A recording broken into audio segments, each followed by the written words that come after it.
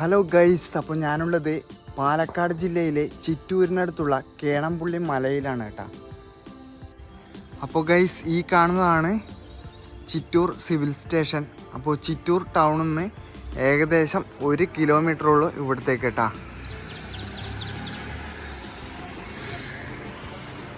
അപ്പോൾ mini civil സ്റ്റേഷൻ്റെ തൊട്ടടുത്ത് തന്നെ കോടതിയും കാണാൻ കഴിയും കേട്ടോ. അപ്പോൾ സിവിൽ സ്റ്റേഷൻ കഴിഞ്ഞ് കഴിഞ്ഞാൽ റൈറ്റിലേക്ക് പോകുന്ന റൂട്ടിലൂട്ടിയാണ് നമ്മൾ പോകേണ്ടത് കേട്ടോ. ഇവിടെ കൊടുത്തിട്ടുണ്ട്, കേണംപുള്ളി റോഡ് എന്ന് കൊടുത്തിട്ടുണ്ട് കേട്ടോ.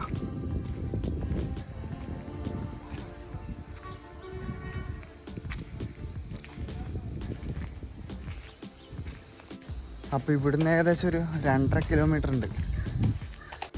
അപ്പോൾ ഈ ഒരു വീട്ടിൻ്റെയൊക്കെ മതിലിൻ്റെ ഒരു കളറ് കണ്ടോ, ഒരു തമിഴ്നാട് ഫീലില്ലേ. അപ്പോൾ ഈ കാണുന്നതാണ് ചിറ്റൂർ സബ് ജയിൽ കേട്ടോ. അപ്പോൾ ഇതിൻ്റെ സൈഡിലൂട്ടിയാണ് നമുക്ക് പോകേണ്ടത്.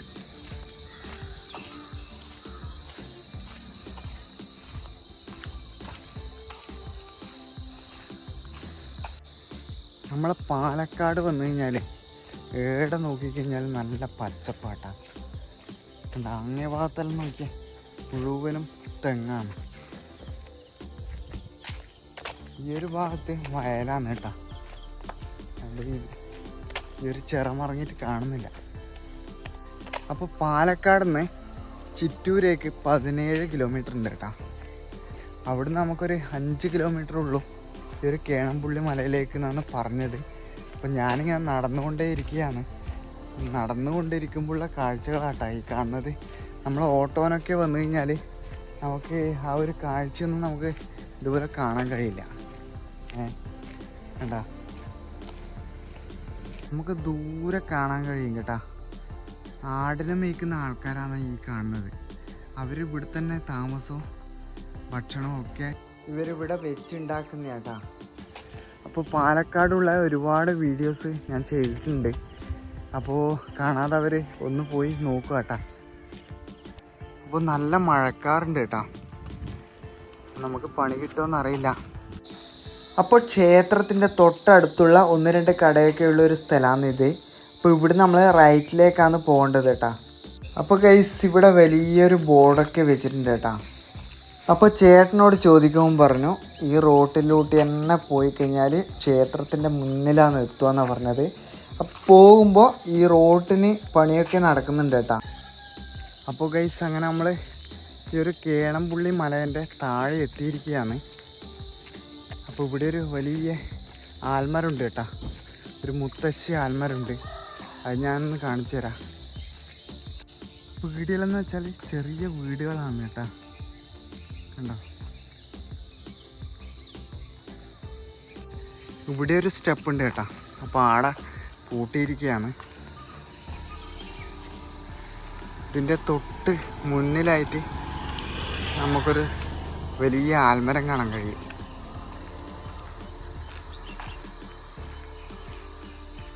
കണ്ടോ, എന്ത് രസാലേ.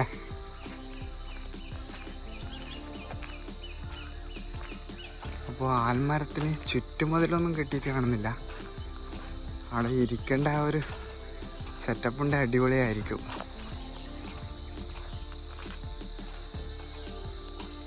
വലിയ ആൽമരാട്ടാ.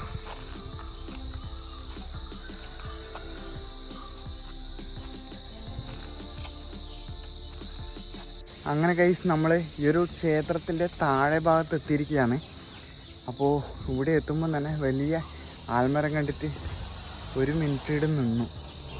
നല്ല തണുപ്പാട്ടോ ഇവിടെ. അപ്പോൾ ഈ കാണുന്നതാണ് ക്ഷേത്രം. സുബ്രഹ്മണ്യനാണ് ഇവിടുത്തെ പ്രതിഷ്ഠ കേട്ടോ.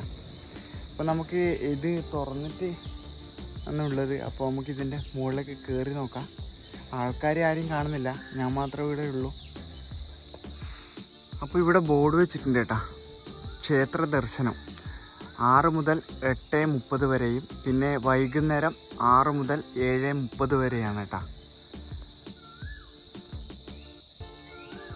അപ്പോൾ കയറുമ്പം തന്നെ നമുക്കിവിടെ ഒരു വലിയൊരു ബോർഡുണ്ട് കേട്ടോ, ചെറുപാല കേണംപുള്ളി മല ആറുമൂർത്തി ക്ഷേത്രം.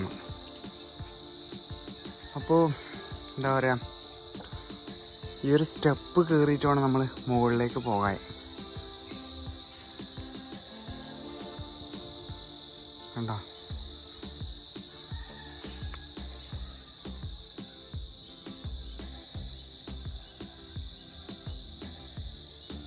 അപ്പോൾ കയറി വരുമ്പം തന്നെ ഇവിടെ ഒരു ബോർഡ് വെച്ചിട്ടുണ്ടാവും, രാത്രി 7 മണിക്ക് ശേഷം ഭക്തർ ഈ ഒരു മലയുടെ മുകളിൽ നിന്ന് ഇറങ്ങണമെന്ന്.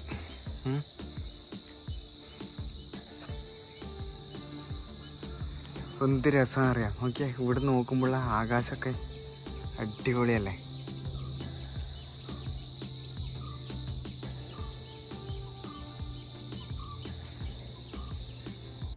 അപ്പോൾ ഏത് പ്രായക്കാർക്കും ഈ ഒരു ക്ഷേത്രത്തിലേക്ക് വരാൻ കഴിയും കേട്ടോ. കാരണം അത്രയും സ്റ്റെപ്പുള്ളൂ. പിന്നെ അതുപോലെ തന്നെ ഇവിടത്തം വരെ വണ്ടി വരും. വീട് നമുക്ക് വീടത്തം വരെ ഉള്ളൂ കേട്ടോ. കുറച്ച് സ്റ്റെപ്പ് കയറാനുള്ളൂ.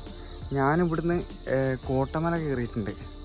അപ്പോൾ കോട്ടമല ഇതിനെക്കാട്ടിയും സ്റ്റെപ്പുണ്ട്. പക്ഷേ ഇത് എന്താ പറയുക, അത്രയേ ഉള്ളൂ. എല്ലാവർക്കും വരാൻ പറ്റുന്ന ഒരു ക്ഷേത്രം കേട്ടോ.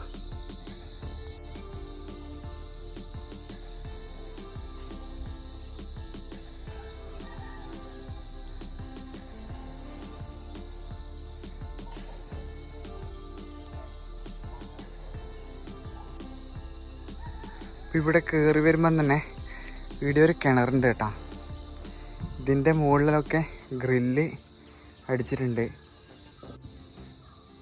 അപ്പോൾ ഇതിൻ്റെ അകത്ത് ആമ്പലുണ്ട് കേട്ടോ. പിന്നെ അതുപോലെ തന്നെ മത്സ്യം ഉണ്ട് എന്നാണ് തോന്നുന്നത്.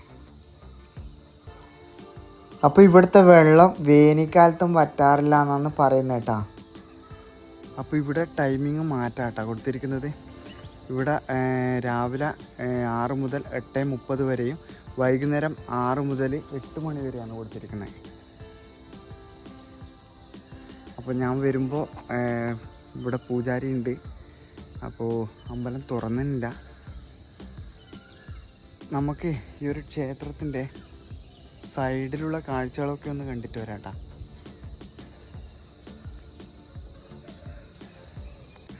അപ്പോൾ ഈ മതിലിനൊക്കെ പെയിൻ്റ് അടിച്ചിട്ടുണ്ട് കേട്ടോ. കണ്ടോ? ഇവിടുന്ന് നോക്കുമ്പോൾ കാഴ്ച കണ്ടാ, മനോഹരമായ കാഴ്ച കേട്ടാ. ഒരു രക്ഷയില്ല. നല്ല വൈബാണ് ഇവിടെ വരാൻ. അതുപോലെ തന്നെ വൈകുന്നേരങ്ങളിൽ ഇവിടെ വന്നിരിക്കാൻ നല്ല രസമായിരിക്കും കേട്ടോ. അപ്പോൾ ഇവിടെ നിന്ന് നോക്കുമ്പോൾ ചെറിയ ചെറിയ മരങ്ങളൊക്കെ കാണാൻ കഴിയും. അതുപോലെ തന്നെ ചെറിയ ചെറിയ മലകളും കാണാൻ കഴിയും. പിന്നെ ഇവിടുന്ന് നമുക്ക് മയിലിൻ്റെ ശബ്ദം കേൾക്കുന്നുണ്ട് കേട്ടോ. ഇപ്പോൾ ക്ഷേത്രത്തിൻ്റെ മുന്നിലായിട്ട് ഇവിടെ നല്ല ആളുള്ള ഒരു സ്ഥലമുണ്ട് കേട്ടോ.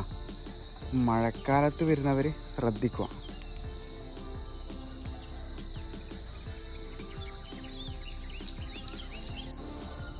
അപ്പോൾ ഈ ഒരു ക്ഷേത്രത്തിലെ പ്രധാന പ്രതിഷ്ഠയായ മുരുകൻ്റെ ശില ശാലിഗ്രാമം എന്ന കല്ലുകൊണ്ടാണ് നിർമ്മിച്ചിരിക്കുന്നത് കേട്ടോ.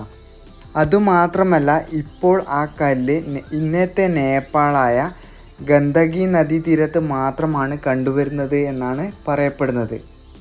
അപ്പോൾ ഈ കല്ല് നമ്മുടെ പൂർവികർ 400-600 വർഷങ്ങൾക്ക് മുന്നേ കൊണ്ടുവന്നതാണെന്നാണ് ഇവിടെയുള്ളവർ വിശ്വസിക്കുന്നത്. അപ്പോൾ നമുക്കിവിടുന്ന് താഴെ ഭാഗത്ത് ആ അരയാലുള്ള സ്ഥലമാട്ടോ ആ കാണുന്നത്.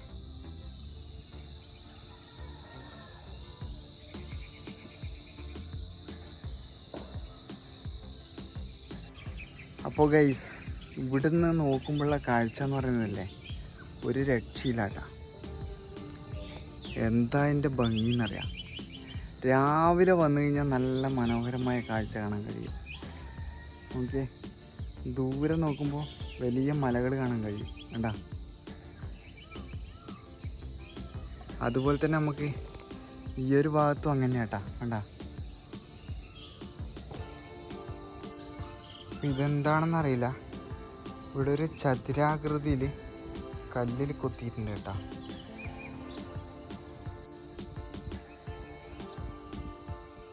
ഇവിടെ ഒരു പഴയ മൈക്കം കാണാൻ കഴിയും കേട്ടോ.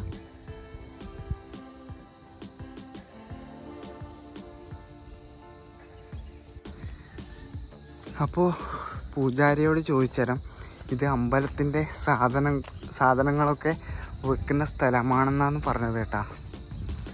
അപ്പോൾ നമുക്ക് ഈ ഓഫീസിൻ്റെ സൈഡിലൂട്ട ഒരു വഴിയുണ്ട്. ഇവിടെ ഒരു ഗുഹയൊക്കെ ഉണ്ടെന്നാണ് പറഞ്ഞത്. കാണാൻ കഴിയുമോയെന്നറിയില്ല.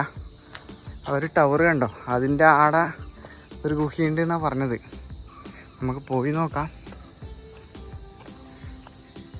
ഈ ഒരു ഓഫീസിൻ്റെ ബാക്കാട്ടായി കാണുന്നത്.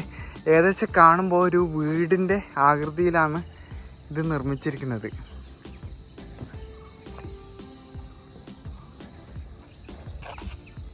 അപ്പോൾ ഇവിടെ പ്രധാനമായിട്ട് ശിവനും പാർവതിയാണ് ഇവിടുത്തെ പ്രതിഷ്ഠ.